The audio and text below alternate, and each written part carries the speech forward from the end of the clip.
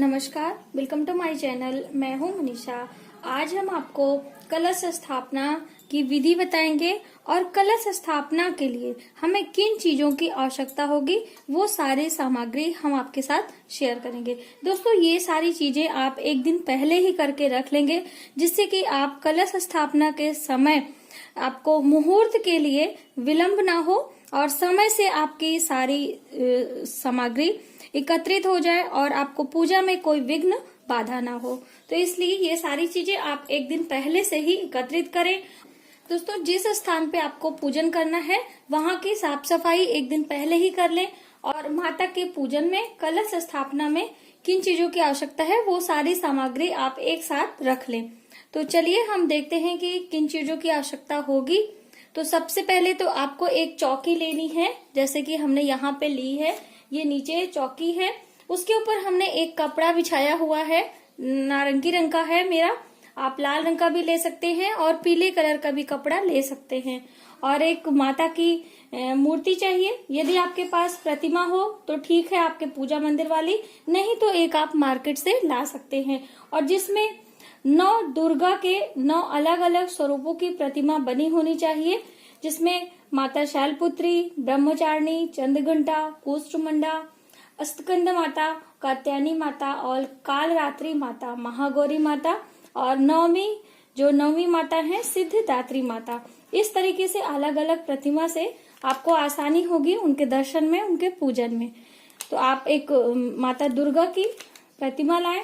और कलश स्थापना के लिए आपको कलश की आवश्यकता होगी, तो आप इस तरीके से मिट्टी का भी कलश ले सकते हैं। आप देख सकते हैं, आप चाहें तो मिट्टी का कलश ले लें और नहीं तो आप एक घर पे जो धातु के बर्तन होते हैं, ये इस तरीके से एक तांबे का या पीतल का लोटा भी ले सकते हैं। वैसे दोस्तों, मैं अपनी राय देना चाहूंगी, तांबे का लोटा लेंगे तो वो ज्यादा शुभ माना जाता है। और कलश पे रखने के लिए हमें एक चाहिए नारियल। ये जटा वाला नारियल है, जो पानी वाला पूजा वाला नारियल होता है। उसके ऊपर लपेटने के लिए एक आपको लाल कपड़ा या फिर चुन्नी ले लें, नहीं तो आप कलाई नारा भी बांध सकते हैं। ये दोस्तों, इसे मौली या फिर रक्षा सूत्र कहते हैं। और कलश में डालने के लिए हमें पंच पल्लव की आवश्यकता होती है। तो हमने ये देखिए 5 आम के पत्ते लिए हैं। आप इसकी जगह पे अशोक के पत्ते या फिर पान के पत्ते ले सकते हैं। पत्तों की संख्या आपकी 5, 7 और 9 होनी चाहिए। सम संख्या में ना हो, विषम संख्या में पत्तों को लेना चाहिए। और जौ भी बोते हैं दोस्तों, तो जौ बोने के लिए यदि आपको चौकी आपकी बड़ी है तो आप यहीं पे सामने बो सकते हैं, वरना आप साइड में भी जौ बो सकते हैं। उसके लिए आप चाहें तो एक मिट्टी का बर्तन ले सकते हैं, नहीं तो इस तरह की ये देखिए स्टील की थाली जो छलनी वाली होती है, इसमें भी थोड़ी सी मिट्टी कर ले। यदि आपके पास मिट्टी नहीं है तो आप बालू जो रेती होती है उसको भी ले सकते हैं।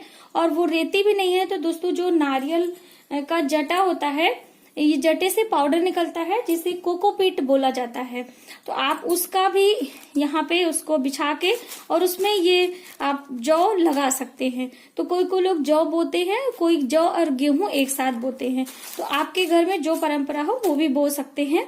ये भी बहुत ही शुभ होता है, माता रानी बहुत ही प्रसन्न होती है जौ बोने से। तो आप इस तरह से आपके पास जो भी सुविधा हो उस तरीके से जौ बो सकते हैं। अब हम सामग्री देख लेते हैं कि पूजन के लिए तो कलश में भरने के लिए हमें जल चाहिए। तो हमने यहाँ पे शुद्ध जल लिया है और यहाँ पे गंगा जल भी है। और जल को शुद्ध करने के लिए हमारे पास ये कुशा है।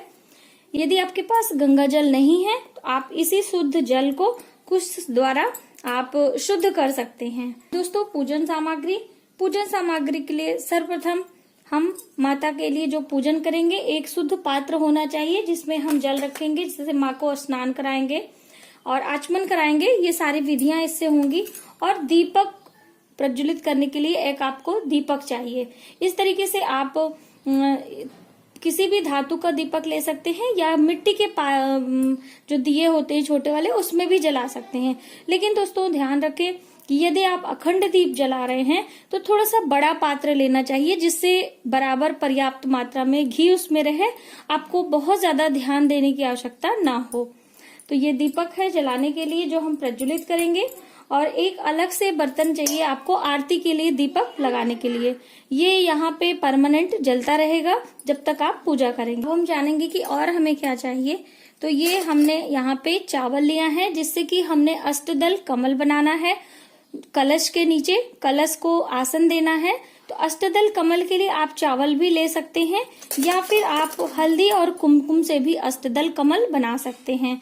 तो चावल, हल्दी, ये है कुमकुम या फिर रोली। दोस्तों रोली मार्केट में जहाँ पे पूजा की सामग्री मिलती है वो मिल जाएगी बहुत ही आसानी से। और यहाँ पे कलश में डालने के लिए हमने यहाँ पे आप देख सकते हैं, ये हमारा चांदी का सिक्का है, चौकोर टुकड़ा है। इस तरह यदि आपके पास हो तो आप डालें, नहीं तो जो गोल वाले सिक्के आते हैं वो भी डाल सकते हैं। यदि ना हो तो आप इस तरह से सिक्के भी डाल सकते हैं। कोई भी सिक्का हो वो आप इसके अंदर अवश्य डालें। और छोटी इलायची, लौंग पूजन के लिए, और सुपारी हम जो कि कलश में डालेंगे, और पूजन के लिए भी हमें सुपारी चाहिए। तो इस तरीके से 8-10 सुपारी आप लेके रख लें।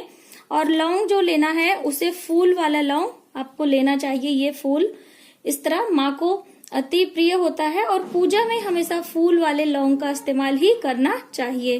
दोस्तों प्रतिदिन पूजा में, 9 दिन के पूजा में प्रतिदिन आपके पास कुछ भी नहीं है तो आप इस तरीके से 2 लौंग अवश्य अर्पित करिए। किसी भी देवी पूजन में लौंग आपको जोड़े से अर्पित करना है। इससे हमारी मनोकामनाएं पूर्ण होती हैं और माता रानी की कृपा प्राप्त होती है। और हमें माता को जगाने के लिए घंटी चाहिए, सिंदूर, चंदन, दिया प्रज्वलित करने के लिए माचिस, और ये है कलाई नारा या फिर रक्षा सूत्र। घी का दीपक है जलाने के लिए, रुई की बाती, और थोड़ा सा इत्र हमने लिया है क्योंकि माँ को श्रृंगार अति प्रिय है। आप देख सकते हैं ये है माता के श्रृंगार की सारी व्यवस्था। हमने यहाँ पे माता के लिए शीशा, कंघा, चूड़ी, बिंदी, आलता, और ये सिंदूर, काजल की डब्बी, और ये माँ के लिए एक चुन्नी, इस तरीके से। तो ये माँ को श्रृंगार आप अर्पित करें। और दक्षिणा किसी भी पूजन में अवश्य करना चाहिए। तो हमने माता के लिए दक्षिणा लिया है, और ये हमने एक छोटा सा कपड़ा गणपति जी को पहनाने के लिए लिया है। तो इस तरीके से पूजन की सामग्री है। और दोस्तों ये भोग के लिए हमने यहाँ पे पंचमेवा लिया है और थोड़ी सी मिश्री। इसकी जगह पे आप मौसमी फल भी ले सकते हैं जो मौसम में आसानी से मिल जाए, और मिश्री वगैरह ले सकते हैं। वैसे 9 दिन अलग अलग माता को अलग अलग स्वरूपों को भोग लगाने की विधि बताई है मैंने आपको वीडियो में। आप देख सकते हैं कि मनोकामना पूर्ति हेतु आप अलग अलग तरीके से माँ को भोग लगा सकते हैं। और ये मंत्रों का जप करने के लिए हमने यहाँ पे रुद्राक्ष की माला ली है। आप रुद्राक्ष और चंदन की माला में से कोई भी माला ले सकते हैं।